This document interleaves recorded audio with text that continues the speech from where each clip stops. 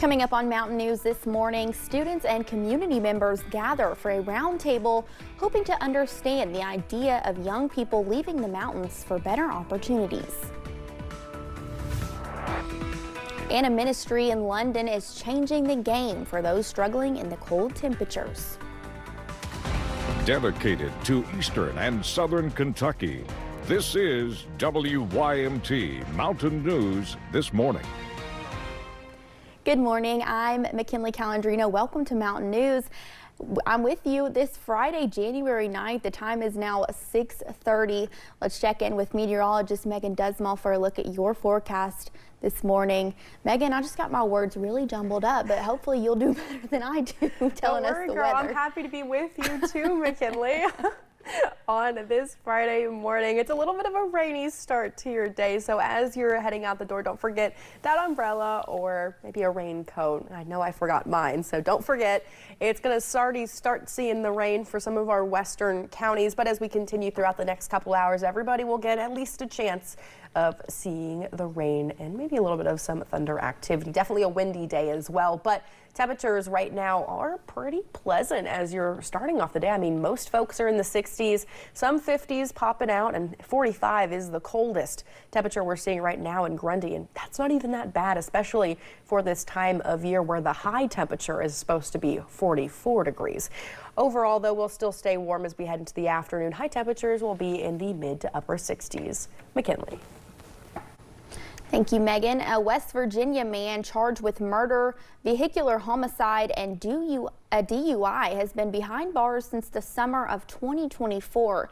And his family's worries he is not being treated fairly based on the circumstances of the crash. WYMT's Buddy Forbes has those details.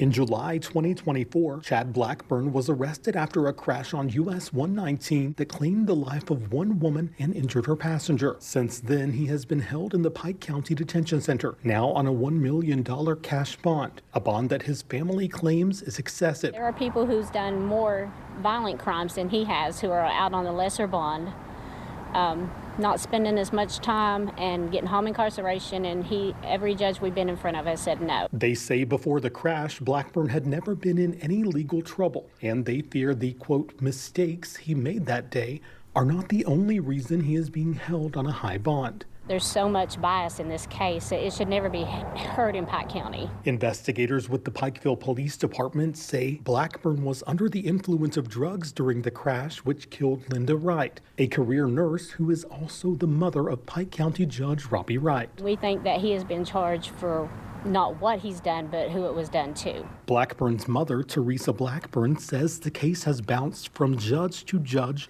while her son sits in a jail cell. In August, Judge Eddie Coleman recused himself from the case, and it was assigned to Special Judge David Barber. And a status hearing was held in Bath County. The last status hearing, they refused to lower the bail. And the new judge is saying that if he has to hear the case, that it's going to be November of 2026 before he can hear the case. Blackburn says she worries the trial will continue to be pushed back and her son will remain incarcerated even longer. And we are not in no way at all trying to take away from the pain that the Wrights are going through, the loss of the mother. We are not. We know how devastating that has to be. And that's not what we're trying to do. We're just trying to get him a fair trial. However, prosecutors say the concerns are unwarranted, and they believe Blackburn will receive a fair trial in Pike County. Assistant Commonwealth's Attorney Donald Smith told WYMT, quote, "The Commonwealth is treating Mr. Blackburn as we would treat any other defendant who is charged with murder, including by requesting substantial cash bail." Court records show a trial date was originally set for November 17th. But Blackburn's attorney requested that date be pushed back to allow the defense team more time. Smith said, quote, "The Commonwealth spent considerable time and effort in preparing for trial. The defendant, through counsel, filed a motion stating that they were not prepared for trial, and so that trial date was canceled." He said the Commonwealth is also hoping to see a trial soon, saying their office does not control when the judge has time to try a case. In Pike County, Buddy Forbes, WYMT Mountain News. Last month, the Commonwealth submitted a motion for a status conference asking to address the timeline for a pretrial and a potential trial date, but that next court appearance has not been set. A Madison County woman who once slept in cars during the winter is now collecting coats for people facing the same struggle. Courtney Perkins is 21 months sober and as a part of the Madison County Drug Court program. Nearly 20 years of addiction, she says the program helped her turn her life around. Perkins is hosting a coat drive as she gets ready to graduate from the drug program. She says she remembers what it was like going through those winters alone and wants to help pay it forward. I went from praying every day that I would die to now praying every day for another day, you know, like I have a life worth living. Perkins is collecting new or gently used coats and warm clothing through today at Enrich One-Stop Resource and Referral Hub in Richmond. Kentucky Power customers pushed back against a proposed rate increase at a packed meeting in Ashland last night. As WSAZ's Luke Hamilton reports, the Public Service Commission is working as the judge, taking in comments from customers before making a final decision. Kentucky Power asking the Public Service Commission to raise rates by nearly 15%, and a packed crowd in Ashland pushing back against the rate hike one more time. Really, Kentucky Power has their foot on our neck, and I want them to let it up. They're telling us either pay these high rates or don't eat. The Public Service Commission says the average electric bill would go up $27 per month. Suzanne Barker Griffith has attended multiple meetings to voice her concerns and says customers across eastern Kentucky can't handle higher costs.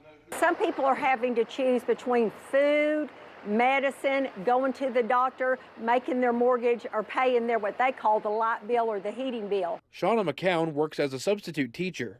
She can afford electric rates for now, but worries for those who are most vulnerable.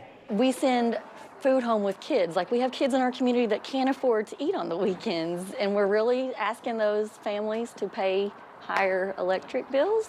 The PSC says Kentucky Power has outlined what the rate increase would provide, and includes operating successfully, maintaining financial integrity, recovering fuel costs, and supporting investments. This case is really about reliability, and improving reliability throughout our service area requires a rate increase. So the cost for everything has gone up. The cost for the equipment and the things that we need to keep the lights on has gone up also. If approved, the rate hike would help support the Mitchell plant, located in West Virginia, to generate power for customers in Kentucky. Oh my gosh, this is horrible. What we need to do is we need to concentrate on eastern Kentucky. Customers are urging the Public Service Commission to keep rates as low as possible and to keep investing in eastern Kentucky. Luke Hamilton, WSAZ, Boyd County. Public Service Commission officials say the deadline for commissioners to make a ruling on this increase is June 29th. The Hyde and Leslie County Chamber of Commerce hosted an open discussion with students from Leslie County High School yesterday, hoping to better understand the younger generation's perspective on why so many tend to leave eastern Kentucky. Members with the Chamber of Commerce hope to learn the students' input on what they like, dislike, and what they feel is missing throughout the region. The goal was to develop actionable ideas they can propose for funding. So we've got to find ways to entice these people back.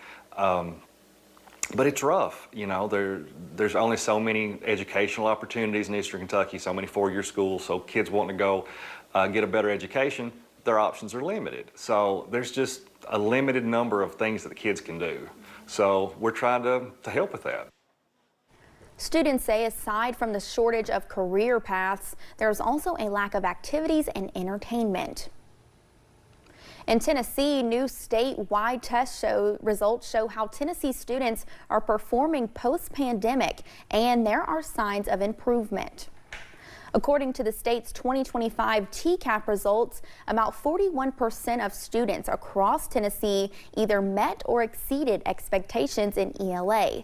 This is up from previous years, showing steady gains after years of learning disruption during the pandemic. Educators say that improvement did not happen overnight.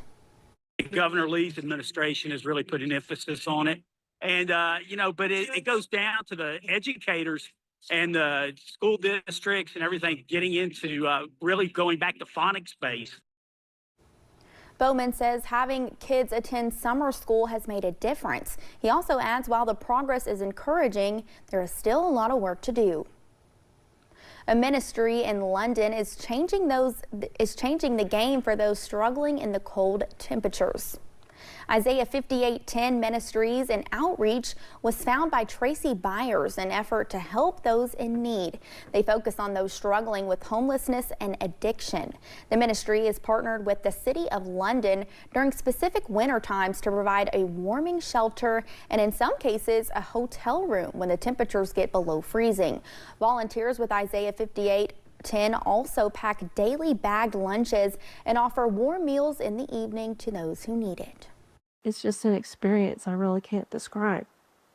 When I give somebody a sack lunch and they're truly hungry and they haven't eaten in a couple of days.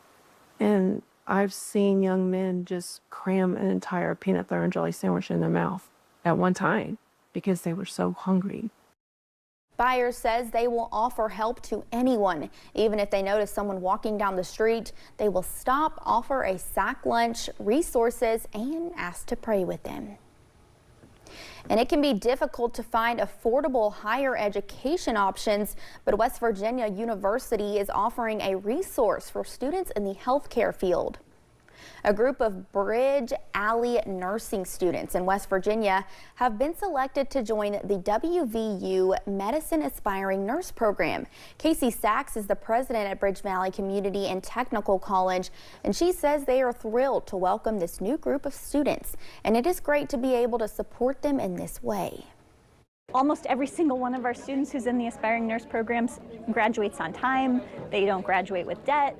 They're employed. We know they're employed because the hospital commits to hire them on graduation. Students also have a support system of academic success coaches and retention specialists. And we're talking wind speeds that are going to be on the higher side for today, especially in the morning hours. Here's a look at the max wind speeds since midnight. Those gusts have gotten up to 30 miles an hour in Monticello. And as you can tell, more gusty conditions are on the way as we're going throughout the next couple hours, so keep that in mind for this Friday. Here's a look at that rain right now, though, really focused on our more western counties, but it will just continue to creep more to the east as we head throughout the day. So here's what you need to know as you're heading off to the bus stop. Some rain for some folks as you're heading off to school. Temperatures in the low 60s. Not going to see too much of a change in those temperatures by the time you're heading home. Still hanging on to those showers, though. McKinley. Thank you, Megan, and thank you for joining us. The time is now 6:42. Still to come on Mountain News this morning. Work is still underway ahead of Sunday's Golden Globes. We have a behind-the-scenes look at Hollywood's biggest party.